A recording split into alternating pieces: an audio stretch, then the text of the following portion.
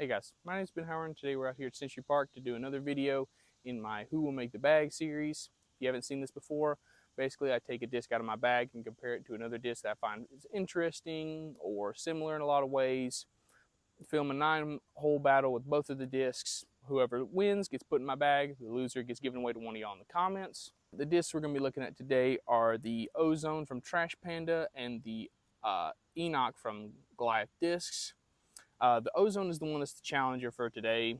I haven't got a chance to throw the Ozone yet, but from what I understand, it's supposed to be understable fairway driver, something like an 8-speed, like a -3 turn, something like that. This is actually in their base plastic too, which means this will probably be a little bit more understable than I would really expect. But the main reason I want to check this out is because obviously I want to have some Trash Panda in my bag because I want to support them as much as I can. And I'm comparing this to this Enoch, which if you've seen my videos before, you probably know that aren't the Enoch supposed to be like T-birds kind of? And most of them are, but for some reason this run of the Goliath Tour series just came out really understable. Like this flies like a -3, like this is supposed to. But the main thing I'm running into with this is that it has a lot of low speed stability. And so I want to see if the Ozone will have like just that flip up turn and will have that ride to the right that I can't really get out of the Enoch. A lot of times I get to flip up, turn, and then kind of flex out near the end. Or if I give it like any nose up angle at all, or I'm off on my power, this thing might not even flip up, or if it does flip up, it might not turn at all. So hopefully this will be more of a more consistent, understable fairway driver for me than the Enoch. Or another reason I like doing this series is because a lot of times it makes me throw the discs in my bag that I don't throw as often. So maybe I'll fall back in love with this Enoch. Not too sure. Let's get into the video and find out. All right, guys, so we're starting on hole 9. Reason for that is I was originally going to just play the back 9, but I don't want to play hole 17 because that really doesn't help anything, and we're going to be throwing over some water. So I figured we just start on hole 9 and skip hole 17 once we get up there. But this one's 260, dead straight ahead, nothing in the way. This is just going to be a really good hole to kind of figure out how these discs can fly and how they compare to each other. I'll throw the Enoch first. And let's see, I'm just throwing some hyzer straight at the basket.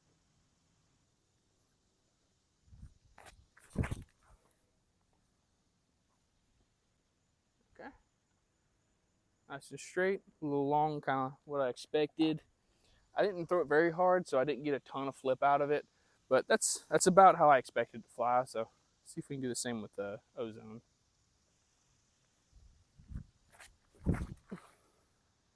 Ooh, okay. So the Ozone's definitely a little bit flippier. The main thing I'm going to be curious to see is how the Ozone flips though, because a lot of times what I get out of the Enoch is it flips kind of quick and then it holds whatever line I put it on. Whereas what I'm looking for is just something that'll kind of flip slowly throughout the flight. So that's the next hole is going to be a good hole to test that out on.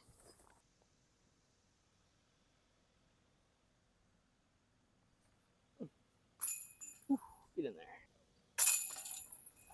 All right, guys, we're on hole 10. This one's a par 3, 260 feet. You can see the basket straight ahead. The play I'm going to go for is on this through this left gap, where I'm just going to throw both of these high and flat, and just try and get them to bend off to the right, and hopefully kind of flatten out near the end and push straight. This is just going to be a really good test to see if, like, because I know with the Enoch, it's going to kind of want to fight out near the end. But I'm curious to see if the Ozone is going to have that same fight, if it's going to be at the same point as the Enoch.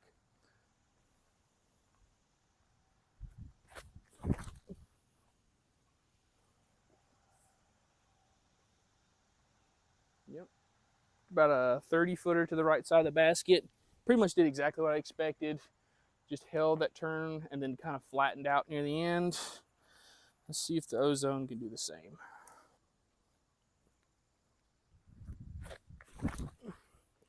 It's lower. Yeah, kind of hitting the heel and kind of cut rolled. It didn't seem like it was going to have the same amount of stability near the end, which granted, I didn't throw it higher because that was the main reason I wanted to throw them high, so that way they'd be a little nose up and have that late stability. But it seemed like it was pretty similar to like the first 50% of the flight.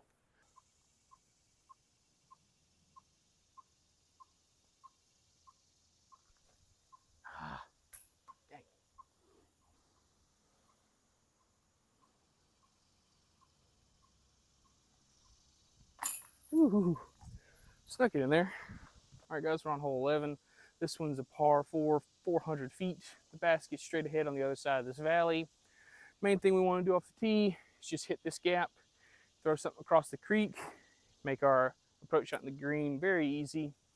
For both of these, I'm going to have to throw them on a good amount of hyzer, just get them to pop up the flat in the gap. And then if I get them to finish to the right, it's not bad. The main thing is just getting through the gap. Don't really care where I end up once I'm through the gap, just want to get through the gap.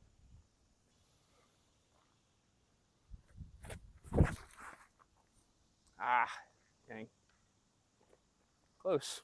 I hit my line, just needed it on either more hyzer or a little bit less power so it wouldn't flip up quite as fast.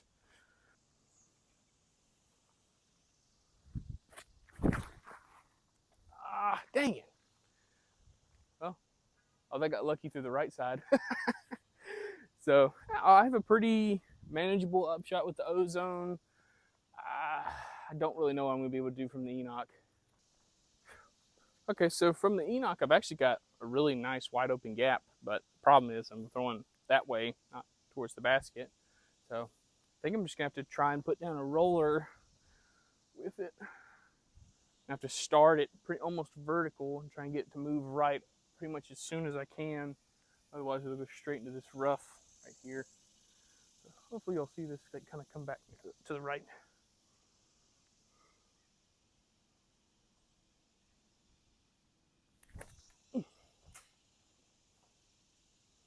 Okay. It pretty much just went straight, but I got to the right of a lot of the rough. So I'm like pin high, but like 60 feet left of the basket. I'm trying to decide if I want to go fan grip or just power grip it and try not to throw it too hard. Oh, that's so awkward. Ah, dang it. Not a good upshot. No need to try and do anything crazy. Just lay up, here the par.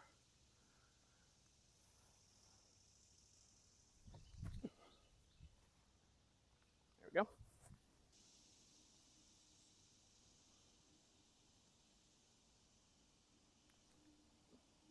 Oh, dang it. I thought I drilled that putt. All right, guys, we're on hole 12. This one's a par 4, 390 feet. I don't know if you actually see the basket on camera or not, but it's literally straight ahead through this gap on the left, which is the gap I'm going to be throwing both of these on. Kind of similar to the last hole, except we're going downhill instead of kind of uphill. So I can actually get both of these discs there. The main thing is just going to be hitting the gap without having these discs turn over before they get to it. Because once I get past this tree right here, it kind of opens up towards the right side, so I can let these discs turn. But the main thing is just going to be kind of trying to get them to finish straight near the end. So I'm going to have to put them on some more highs than I did last time. Try to aim more towards the left side rough. I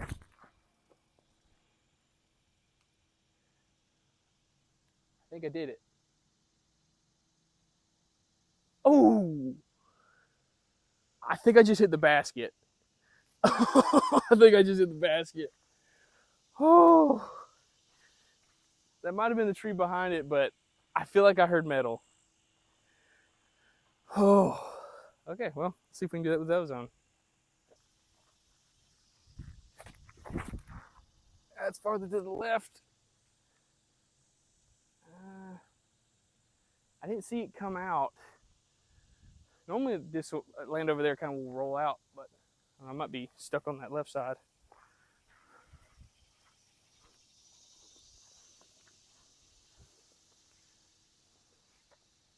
Okay, so I don't even know if I'm really in frame or not, but this is where the Ozone got to. I'd like to try and throw some kind of aggressive shot or some kind of roller, but I don't think I can. No, I'm on the other side of this bush. So.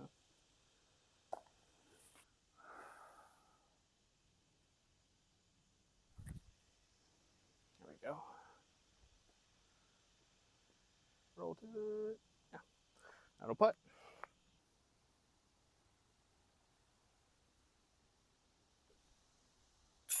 Yes, there we go. Woo.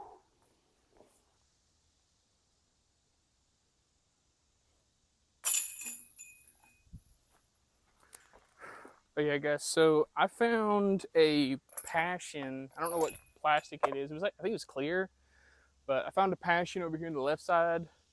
If you can tell me what the stamp looks like, or it was actually dyed, so if you can tell me what the dye looks like or the stamp, either one, and you know who it belongs to, let me know down in the comments. I'll see if I can get back to you, but you got to give me some kind of description so I know you're not trying to trick me into giving you a free disc. All right, guys, we're on hole 13. This one's a par 3, 360 feet, 260 feet. Basket's up here behind this tree. Best play is like a kind of a stalling hyzer with like a flippy disc. So it's not a great hole for these discs. Typically, I'll throw like a flippy putter, flippy mid-range, something like that on some hyzer, and just try not to ever really get it past flat. But I'm gonna try something similar with these and just see how they react on some like slower lines with less power. So Enoch still got the box.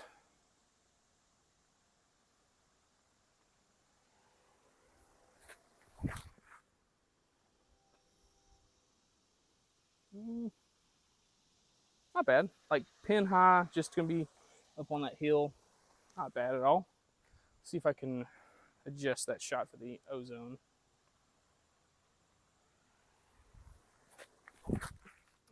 Nope.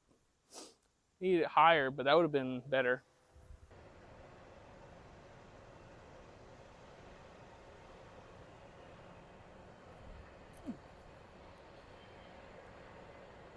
There we go.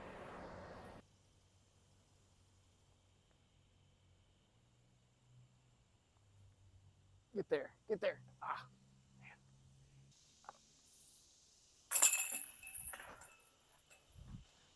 All right, guys, we're on hole 14. This one's a par 3, 300 feet, basket straight ahead. Biggest thing to pay attention to is we've got OB Creek off to the left, which really shouldn't come into play. And we've got double Mandos off the tee, which also really shouldn't come into play. But all we're really trying to do is obviously get through the double Mandos. With these, I want to throw them on a good amount of hyzer, get them to flip up, turn, and then either go through the split tree right here or go to the right side of it and have these just finish back to the left. So you have to hit them on a good amount of hyzer, try and get that nice left to right movement out of them, and then hopefully get some right to left movement back out of them.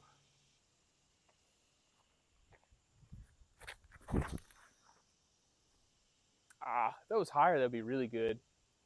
I actually would have got through the split tree. See if I can actually adjust with the Ozone. I feel like I threw that one harder. Wow. Whew. I definitely threw that one harder, and you can see how much quicker it flipped than the than the Enoch. See if I can get that.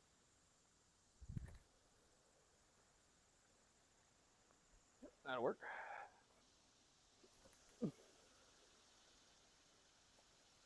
There we go.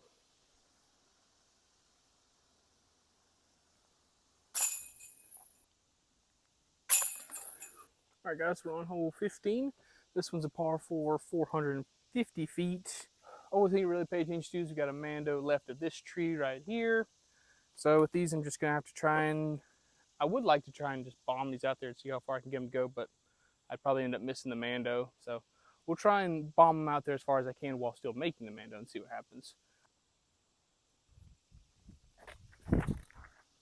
Too high, get through it. Fall straight down. Okay. I didn't mention it, but the fence on the left is out of bounds because I didn't think it'd come into play, but if you throw it nose up into a tree branch, it might actually. All right. Make the correction.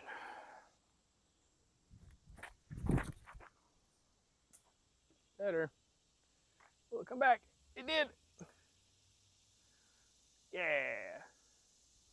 I think that tree is about 330 feet off the tee. So that was probably about a 350-foot shot, which is pretty much about what I expect from like a, I think it says 8-speed, if I remember correctly. That's about what I'd expect to get out of an 8-speed.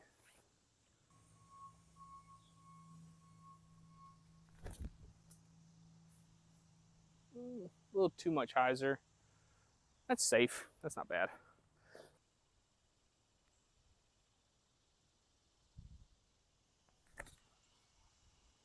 There we go. I skip. Okay, so it looks like it's parked, but probably going to be like a 15 to 20 footer short of the basket.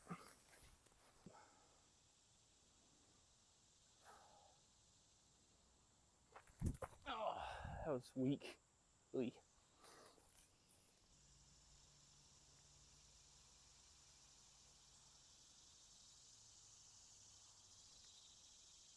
Oh, man. Thought I made it.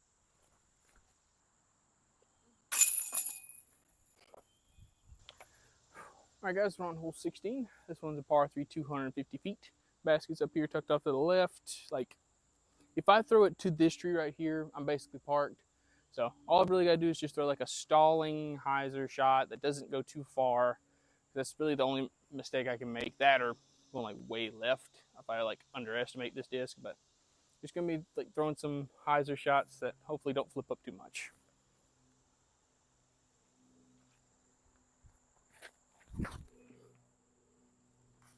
Oh, dang. Okay, that's still a putt, but God, that's the only thing. That's the only obstacle in the entire fairway. All right, the Enoch.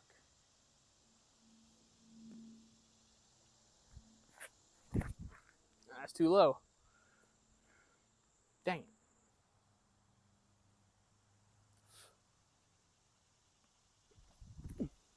Come on. Oh, man. Thought I made that.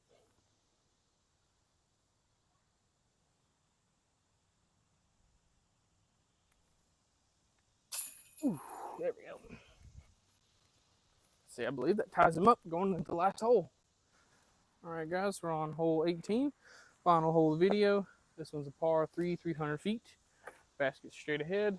Biggest thing to pay attention to is OBs marked by the wooden fence, which goes all the way around the basket, all the way behind us. The main thing I really got to worry about is just not getting these to flip up as much as I want, because I don't know if you can really tell on camera or not, but the basket is slightly uphill, and so it's easy to accidentally like throw these kind of nose up and have them fade out left.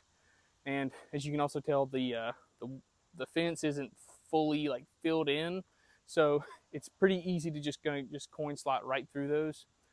But so the main thing is I kind of want to just turn these over. Obviously not too much, because then it brings the OB right into play. But see, Ozone's got this tee. Just got to make sure I throw this a little and expect this to be a little bit less flippy than it has been.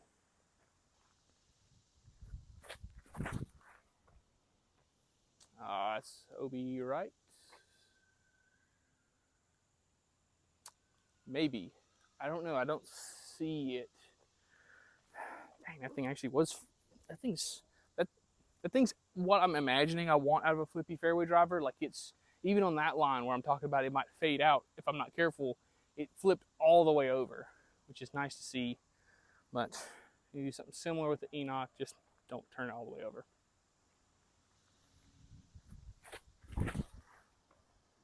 There it is. I don't know if that's close enough for a birdie putt, but that's definitely safe.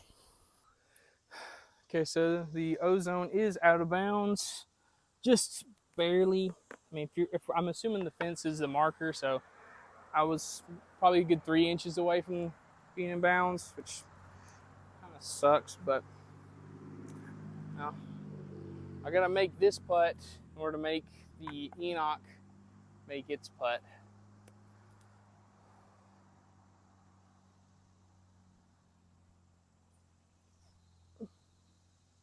Ha, dang.